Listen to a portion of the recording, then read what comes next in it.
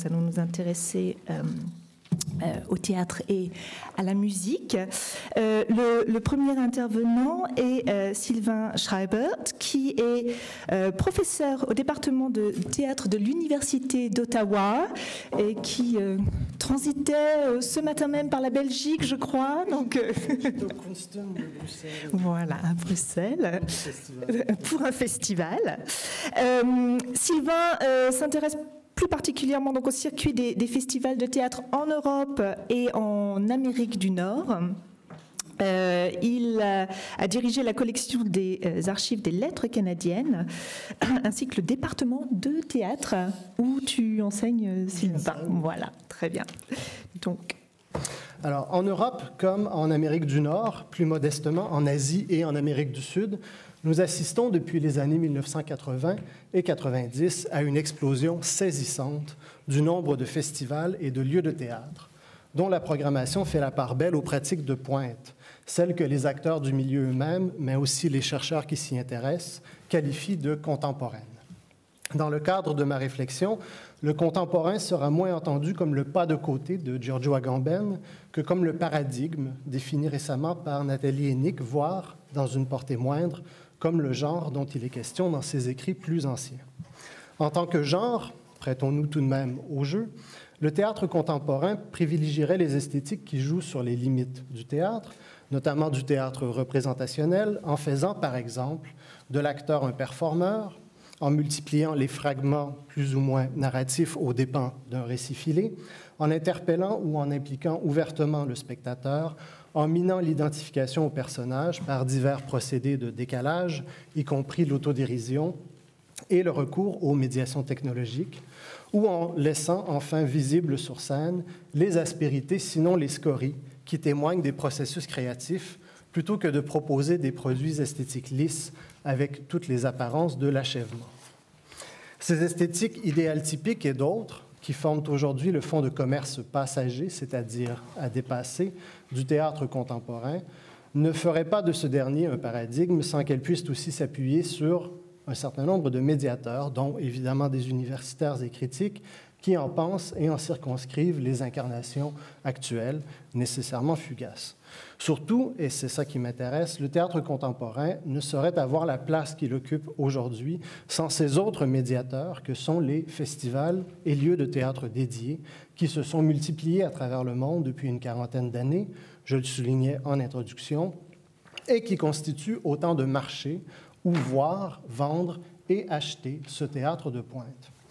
De fait qu'il s'agisse de festivals de plusieurs semaines ou de quelques jours seulement, de maisons de la culture ou de scènes nationales, de théâtres municipaux ou de centres culturels ou de création aux statuts et mandats variés, on peut estimer à plus de 3000 les lieux et événements qui seraient aujourd'hui actifs à des degrés divers dans l'accueil et la diffusion de l'offre théâtrale contemporaine à l'échelle internationale. Alors, à titre indicatif seulement, je soumets à votre attention ici 2 cartes montrant la localisation des festivals et lieux de théâtre que j'ai rencontrés dans mes travaux sur les réseaux dans lesquels circule ce genre de théâtre. Donc, la première montre une répartition mondiale. Il y aurait beaucoup à dire là-dessus. Attendez, pouf. Ah, celle de droite. Je vous dis, je ne me sers jamais de ces choses. Vous voyez pourquoi. Parce que... Voilà. Donc, une répartition mondiale où le continent européen disparaît complètement, évidemment. Alors, et ça, en fait, je tiens à dire, ce sont les réseaux essentiellement européens, continentaux et d'Amérique du Nord, parce qu'il y a d'autres réseaux, d'autres circuits qui sont plus ou moins perméables, notamment dans le monde anglo-saxon et en Asie également, où la répartition des lieux d'influence diffère, évidemment. Alors, je montre quand même, pour que ce soit un peu plus lisible, un agrandissement de l'Europe. On voit évidemment que dans ces réseaux-là, la France occupe une position absolument centrale. Donc, de manière générale, on dira de la programmation de ces lieux et événements qu'elle comporte fréquemment un double volet, national et international, qu'elle privilégie d'ordinaire la mise en scène plutôt que la dramaturgie et qu'elle est résolument pluridisciplinaire, c'est-à-dire que l'offre dite théâtrale, elle-même fréquemment métissée, y côtoie une offre souvent égale en danse ou en performance art, voire même en cirque contemporain, parfois en art visuel ou en cinéma d'art et d'essai, suivant les orientations des directions artistiques qui les animent ou les mandats, parfois étatiques, qui encadrent leurs actions. Donc, pour les artistes invités à s'y produire, ces festivals et lieux de théâtre forment de vastes réseaux informels de diffusion du spectacle. Des réseaux qui permettent notamment de prolonger la vie d'une œuvre au-delà de sa première série de représentations, en ouvrant les portes de marchés nationaux ou internationaux, bien souvent difficiles à percer autrement. Cela est particulièrement vrai des têtes d'affiche du circuit, sur lesquelles je porterai surtout mon attention, et dont les spectacles peuvent tourner des années après leur création, au gré de la demande qu'ils suscitent chez les professionnels du spectacle vivant, ceux qu'en Amérique on nomme communément les diffuseurs, c'est-à-dire les directeurs ou directrices artistiques de festivals et de lieux de théâtre, ou encore leurs mandataires, envoyés en mission de repérage au sein des réseaux auxquels ils participent eux-mêmes. Il en va ainsi, par exemple, de la mise en scène d'un ennemi du peuple par Thomas Ostermeyer, une production de la Schaubühne berlinoise, qui, après sa création lors de l'édition 2012 du Festival d'Avignon, a été repêchée par plus de 30 diffuseurs répartis sur 24 pays. Si l'étendue géographique de cette tournée s'avère exceptionnelle pour ses arrêts en Inde et dans une moindre mesure en Amérique latine, elle est autrement comparable à la quarantaine de réseaux de diffusion que j'ai pu étudier à ce jour à partir de spectacles d'artistes renommés d'Amérique du Nord et d'Europe, comme Robert Lepage, Marie Brassard, l'Amicale de production, une compagnie française, Yann Fabre, Richard Maxwell, un New-Yorkais, Forced Entertainment, Romeo Castellucci et quelques autres, dont voici quelques exemples. Donc on verra que les concentrations sont similaires, en fait. Donc ici, on voit le réseau de Eo Nagata de Robert Lepage. Et ensuite, oui, c'est un peu plus compliqué. Et voilà, donc Romeo Castellucci, un spectacle plus récent. Donc, faute de temps, je passerai sous silence quelques évidences, dont l'absence évidemment complète de l'Afrique dans ces réseaux et la faible représentation des États-Unis, pour plutôt insister sur le fait que les tournées effectuées par les artistes mentionnés plus haut et par d'autres évoluant dans le même espace créent nécessairement des liens quantifiables entre diffuseurs, lesquels partagent, en fonction des choix de leur direction artistique, une part parfois importante de leur programmation respective. À titre d'exemple, si l'on isole l'offre internationale du Festival Transamérique de Montréal, qui est le plus important événement du genre en Amérique du Nord, on constate que depuis 2007, il partage 25% de sa programmation théâtrale et 40% de sa programmation en danse avec celle du Théâtre de la Ville de Paris. Toujours depuis 2007, ce même festival partage bon an, mal an 15% de sa programmation théâtrale internationale avec d'autres événements d'importance comme le Festival d'automne, le Wiener Festwochen ou la Bâtie de Genève. À l'inverse, on s'en doute, ces derniers diffuseurs, ces mêmes festivals, partagent en retour une part plus ou moins importante de leur offre avec des pairs français, autrichiens, suisses, américains ou canadiens, dont le Transamérique de Montréal. Donc, pour être durables, ces liens esthétiques entre diffuseurs doivent être constamment réactualisés d'une programmation à l'autre, qu'elle se pense en termes de saison pour les lieux de théâtre ou en termes d'édition pour les festivals. Dans l'un et l'autre cas, on assiste en somme à des convergences statistiques visibles après les faits entre des choix de programmation isolés mais répétés, ce qui donne lieu à des réalignements constants au sein des réseaux de diffuseurs en fonction des dominations et des départs de leurs directeurs ou directrices artistiques. Donc, parmi les réseaux de diffusion que j'ai pu étudier, on constate par exemple une convergence moindre vers la programmation du Festival d'Avignon depuis l'édition 2014, soit depuis qu'Olivier Py en assume la direction, ce qui est moins le signe d'un désintérêt des diffuseurs pour ce festival que celui d'un réalignement vers d'autres alliances que celles cultivées par ses prédécesseurs, Hortense Archambault et Vincent Baudrier. Donc, à travers le jeu des comparaisons entre programmation de festivals et de lieux de théâtre, se lient en somme les incessantes compositions et recompositions de communautés fondées sur des choix esthétiques partagés entre institutions. On dira des diffuseurs membres de telles communautés de praxis qu'ils sont unis par des liens faibles ou lâches, dans la mesure où ces liens n'impliquent pas directement les membres eux-mêmes, puisque leurs relations sont nécessairement médiatisées par les spectacles et n'apparaissent bien souvent de façon évidente qu'après plusieurs années, donc au fur et à mesure que les tournées se déploient. Et en effet, ce que ces cartes ne montrent pas, c'est bien l'écoulement du temps qui sépare chaque série de représentations, illustrées ici par la ville du diffuseur qui les a programmées. De manière générale, le mouvement temporel va comme suit. Donc, un spectacle connaîtra une première série de dates, d'ordinaire chez ces festivals et théâtres qui ont aussi contribué à financer sa production. Je reviendrai plus tard sur cette idée, en échange notamment de pouvoir l'offrir non pas en exclusivité, mais en primeur mondiale, européenne, américaine, française, allemande, etc. Et la notion de primeur est centrale dans ce milieu-là. Elle est constamment invoquée par les lieux eux-mêmes comme signe de distinction. Donc, cette tournée initiale dans les festivals et théâtres à saison est l'occasion pour le public des professionnels de la scène de voir le spectacle en question, parce que rares, en effet, sont ceux qui programment sans avoir vu, et, le cas échéant, d'en négocier l'achat. À ce stade-ci, et suivant les entretiens que j'ai pu réaliser avec une douzaine de directeurs artistiques œuvrant dans le milieu, 3 principaux critères semblent intervenir. Donc, premièrement, la disponibilité du spectacle et de la troupe pour les dates convoitées, ce qui se passe de commentaires. Deuxièmement, l'exclusivité du spectacle dans la ville où l'on veut l'accueillir. Ceci afin de garantir, donc vraiment dans la ville, l'exclusivité continentale ou mondiale n'a aucune importance, mais l'exclusivité dans la ville est capitale. Où l'on veut l'accueillir, ceci afin de garantir au diffuseur la singularité, évidemment, de sa programmation, ce qui s'avère essentiel localement, mais pas à l'échelle internationale ou même nationale. Et troisièmement, le coût du spectacle lui-même, lequel varie en fonction d'abord de l'artiste ou de la compagnie convoitée, et ça vous dit autrement de sa cote dans la bourse des valeurs symboliques. B, évidemment, des frais de production impliqués, donc la dimension et la complexité de la scénographie, les distances à parcourir par train ou par avion, bon, etc. Et enfin, la taille de la distribution et de l'équipe technique. Et ces considérations très pragmatiques montrent aussi que les esthétiques festivalières et les esthétiques qui circulent dans ces espaces-là sont toujours sensibles aux aléas économiques. Depuis 2010 environ, on voit une recrudescence de solos, par exemple. Il y a de plus en plus de solos qui sont présentés. On retourne vers des esthétiques beaucoup plus pauvres. Alors que dans les années 90, il y avait vraiment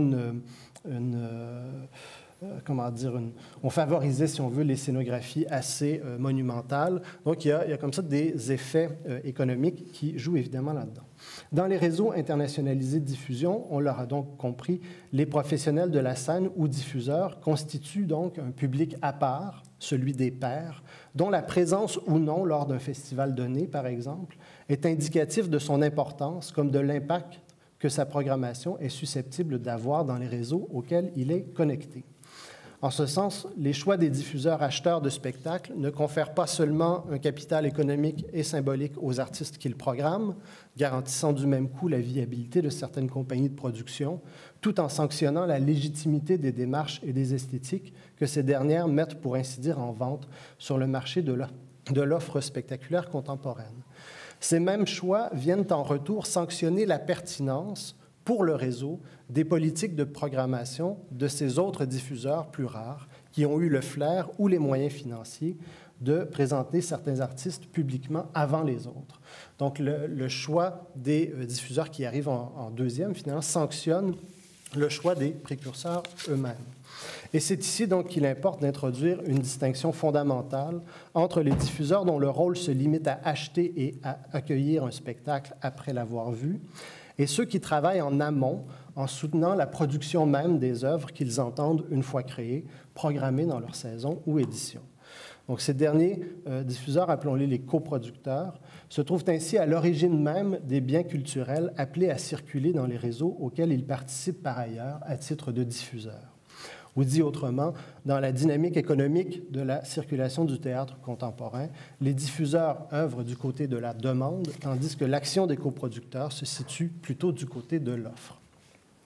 Il ne semble pas exister de consensus sur la nature exacte de ce qu'est une coproduction. C'est assez mystérieux dans le milieu, même pour ceux qui en font, ni sur ce qui est offert en échange du titre de coproducteur, qui est un label assurément plus prestigieux que les autres titres dont on affuble les diffuseurs. Donc, on retrouve parfois les codiffuseurs, coprésentateurs ou des intitulés avec l'aide d'eux, avec la participation d'eux, etc. Donc, tous ces labels-là existent, mais celui de coproducteur est assurément le plus prestigieux, le plus important. Donc, pour être adoubé, si on veut, du titre de coproducteur, un lieu de théâtre peut, par exemple, fournir des locaux pour une résidence de création ou encore de l'équipement spécialisé pour un travail exploratoire, ce qu'un festival, évidemment, sans installation, ne peut pas faire. Il demeure que l'apport fondamental du coproducteur est d'ordre monétaire, un soutien qui, du moins en Amérique, s'ajoute aux frais engagés par la suite pour accueillir la compagnie productrice et diffuser l'œuvre. Les montants alloués en échange du titre de coproducteur varient grandement en fonction des projets des pays et, naturellement, de la situation économique du moment. Là où je suis plus familier, donc pour le Canada, la fourchette d'un coproducteur en théâtre pour une production moyenne tend à osciller entre 5 et 25 000 $, ce qui paraît en fait peu. En tout cas, à l'échelle européenne, c'est certain, mais il faut savoir qu'un tel apport représente de 15 à 50 % du budget global d'une production moyenne, selon évidemment le montant offert par le coproducteur et le statut conventionné ou non de la compagnie productrice. Donc, suivant les échos qui me sont parvenus de la situation en France, où j'ai quand même quelques entrées, cette fourchette peut, dans certains cas, quadrupler pour les plus importants coproducteurs, notamment français, et tout particulièrement pour certains festivals. Mais évidemment, n'ayant jamais vu de chiffres officiels, je me garderai bien ici de dévoiler quelques noms, que ce soit. Donc, dans l'économie du théâtre contemporain, le modèle de la coproduction, souvent internationale, permet évidemment de partager les risques économiques liés à la diffusion des esthétiques de pointe, de mettre en commun des ressources souvent limitées et de tisser des liens économiques, ou mieux des réseaux, entre institutions réunies de façon ad hoc autour d'un projet artistique commun. Ces réseaux peuvent d'ailleurs être particulièrement étendus, voire même tentaculaires, comme en témoigne par exemple une des dernières cartes que je voudrais présenter, dans laquelle, en fait, ce n'est même pas celle-là, ça serait plutôt celle-là, dans laquelle figurent les théâtres, festivals, ambassades, centres culturels et autres organismes avec qui le Festival d'Avignon a coproduit des spectacles durant le mandat Archambault-Baudrier. Là, évidemment, ici, je vais montrer un autre agrandissement. Donc, tous ces points représentent des festivals ou des lieux de théâtre avec qui le Festival d'Avignon a eu des liens de coproduction en l'espace, donc, à peu près d'une dizaine d'années.